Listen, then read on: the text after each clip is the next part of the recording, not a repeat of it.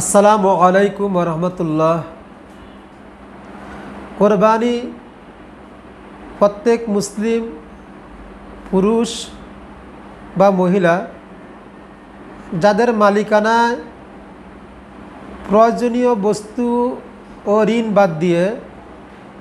কোরবানির দিনগুলোতে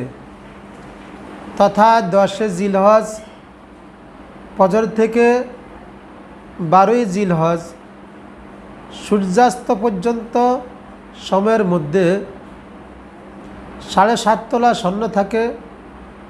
বা 52.5 তোলা রূপা অথবা 7.5 তোলা স্বর্ণের কম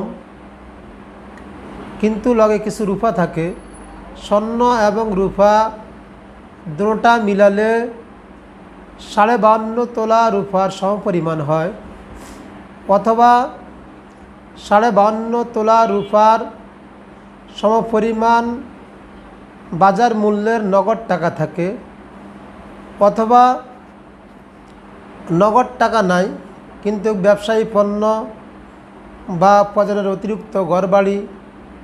যেমন কারো একটা ঘর থাকার দরকার, একটা হলে চলে কিন্তু তার একাধিক ঘরবাড়ি আছে,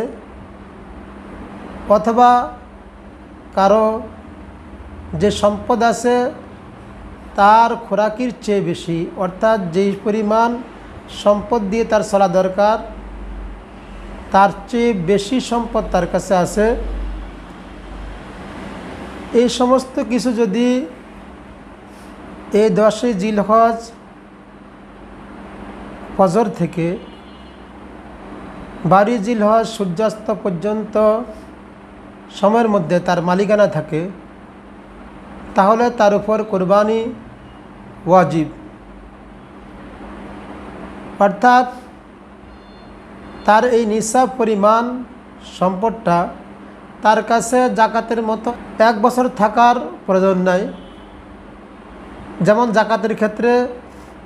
নিসাব পরিমাণ মাল তার কাছে 1 বছর পরিমাণ সময় থাকতে হবে, কিন্তু কোরবানির ক্ষেত্রে তা নয়। কোরবানির ক্ষেত্রে যে পুরা বছর তার কাছে কোনো টাকা নাই কিন্তু সে 10 জিলহজ ফজরের পরে তার কাছে এই পরিমাণ টাকা চলে আসছে, অথবা সম্পদের মালিক হয়ে গেছে, অথবা 11 জিলহজের মধ্যে মালিক হলো, অথবা দেখা যায় 10 জিলহজ হয়নি কিন্তু 11-12 জিলহজের মধ্যে সেই পরিমাণ সম্পদের মালিক হয়ে গেল, অর্থাৎ নেশাব পরিমাণ মালিক। এবং তার যদি ঋণ থাকে, এই ঋণ বাদ দিল তার কাছে এই 52.5 তোলা রূপার সমপরিমাণ সম্পদ থাকে, তাহলে এই অবস্থায় তার উপরে কোরবানি করা ওয়াজিব। এই ব্যাপারে রাসূলুল্লাহ সাল্লাল্লাহু আলাইহি সাল্লাম থেকে বর্ণিত হাদিস শরীফ রয়েছে মুসনাদ আহমদে। আন আবি হুরায়রা রাদিয়াল্লাহু তাআলা আনহু قال, হযরত আবু হুরায়রা রাদিয়াল্লাহু তাআলা আনহু বলেন, قال রাসূলুল্লাহ সাল্লাল্লাহু আলাইহি সাল্লাম, রাসূলুল্লাহ সাল্লাল্লাহু আলাইহি সাল্লাম বলেছেন, মান ওয়াজাদা সাআতান, যে ব্যক্তি সম্পদের মালিক হলো, ক্ষমতাবান হলো, অর্থাৎ কোরবানি করার ক্ষমতাবান হলো,